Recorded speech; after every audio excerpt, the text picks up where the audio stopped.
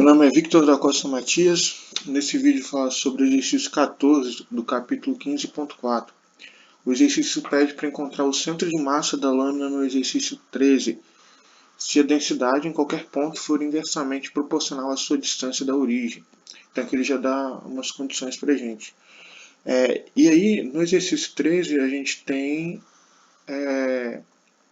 essas duas equações aqui, essas duas funções, que nos vai dar essa meia circunferência, uma espécie de uma meia circunferência, né? Essa lâmina aqui que eu desenhei. Onde, se a gente reformar isso aqui, a gente pode entender que, para poder fazer o desenho, né, são duas circunferências, uma com raio 1 e outra com raio 2. No caso, aqui com raio 1 e a de cima com raio 2. Como é y igual a raiz quadrada de alguma coisa aqui, a gente então só quer os valores positivos de y. Só os valores que são acima do eixo x. Então, beleza. Aqui eu vou trabalhar com coordenadas polares, por isso que a gente está trabalhando com termos de r e θ. O r aqui, como as duas circunferências, meias circunferências que a gente tem de raio 1 e raio 2, então a área do que a gente quer aqui, no caso a densidade, está indo de 1 até 2. E de θ está indo de 0 até 180 graus, né? Imagina que aqui 0 graus vai abrindo até 180, ou seja, de 0 até π. Então D, a nossa região D, ela está relacionada com R e θ, tal que o R ele está indo de 1 até 2 e o θ de 0 até π. Ok. Primeiro, para a gente, como a gente aqui fala, encontra o centro de massa da lâmina, eu falei densidade, mas aqui o centro de massa. Primeiro a gente tem que calcular a massa. E para calcular a massa a gente calcula através da integral dupla, aqui na região D, de ρ vezes dA. Onde o ρ ele é igual a constante K vezes R, que seria a distância do centro até tá aqui no final, né? Só que aqui fala, né, a densidade em qualquer ponto for inversamente proporcional à sua distância da origem. Ou seja, se for aqui nesse ponto aqui, tem que ser proporcional a essa distância até essa origem aqui. Então o ρ, o ρ não será K vezes R, será K vezes 1 sobre R, ou seja, K dividido por R. Por quê? Porque é a condição de ser inversamente proporcional. E beleza.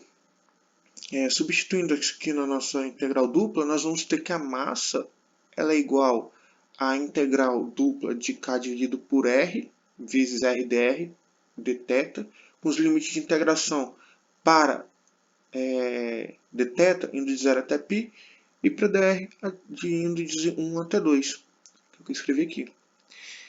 E aí a gente vai resolvendo isso daqui. A gente pode separar então em duas integrais.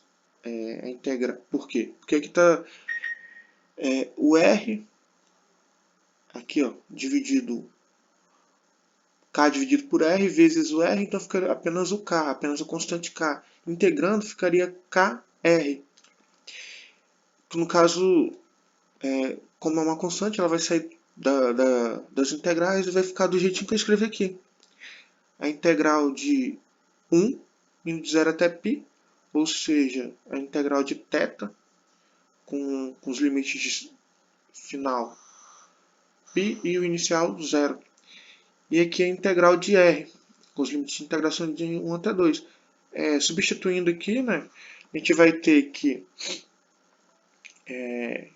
o θ igual a π menos o 0.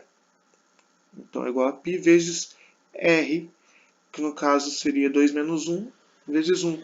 Então a resposta final, como a constante já tinha saído da integral, ficaria a massa é igual a K vezes π. Ok, sabendo a massa, agora a gente já pode partir para calcular o que se pede, né? Agora a gente já pode calcular o centro de massa, que é definido por x barra e y barra. Ou seja, o ponto de massa ele terá a coordenada x barra e a coordenada y barra. Y barra a gente pode calcular dessa maneira aqui, mx dividido por m. M a gente já sabe, K vezes π, então a gente precisa apenas calcular o mx. E o x barra ele é igual a my dividido por m. M a gente já sabe, então a gente vai calcular o my. Só que para o x barra a gente tem algo específico. Por quê? Porque aqui, nota que tem uma simetria. O que tem para o lado direito tem para o lado esquerdo. Então, o centro de massa a gente já sabe que ele vai estar aqui, em cima do eixo y. Então, o x será igual a zero. O nosso x barra será igual a zero. Porque ele vai estar no eixo y. Então, beleza. Por isso que eu coloquei aqui, então, calculando y barra 1 sobre m vezes mx, né? Que é mx, essa é a integral dupla aqui. K dividido por r. No caso, aqui seria K dividido por r vezes x, que aqui eu substituí o x por r seno de θ. Então, a integral dupla é K dividido por r vezes r seno de θ, r dr dθ, com os limites de integração aqui. E aí, eu já passo para cá, reescrevi tudo que está aqui, reescrevi aqui de novo, né?